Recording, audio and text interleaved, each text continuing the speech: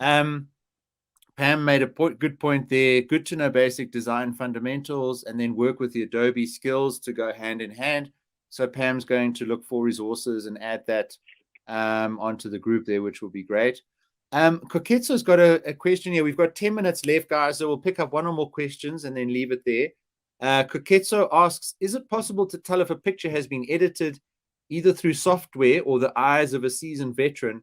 And I mean, what comes to my mind is, in court, where they'll always ask an expert to give evidence about whether a photograph has been edited and doctored to hide something or look different, etc. I mean, Mike, explain the technicalities of that for us, please.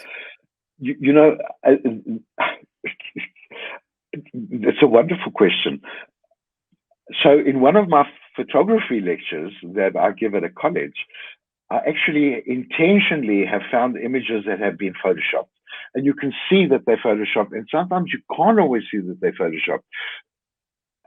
I'll just give you a bit of background history. There was an image for National Geographic magazine where they had to have a portrait orientation for the National Geographic cover. They took a picture of the pyramids in Egypt and they shrunk them so that they could fit in. Not okay. They took a picture of one of the, but in a high quality publication, you can't get caught doing that kind of thing. There's a picture of George Bush with an alien that you can clearly see has been photoshopped.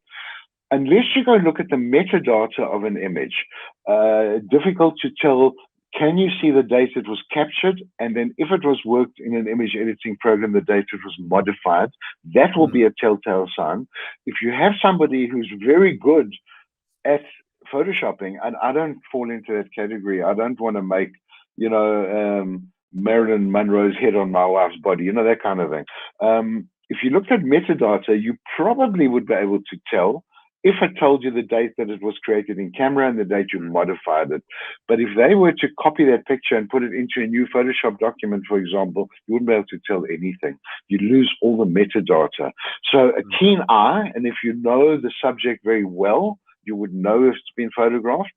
Sometimes putting three people together, you don't notice. Yeah. And Mike, I mean, there's obviously been those privacy concerns where people are sharing pictures of children on social media, and then you can actually go find the location from that image file. Is that real?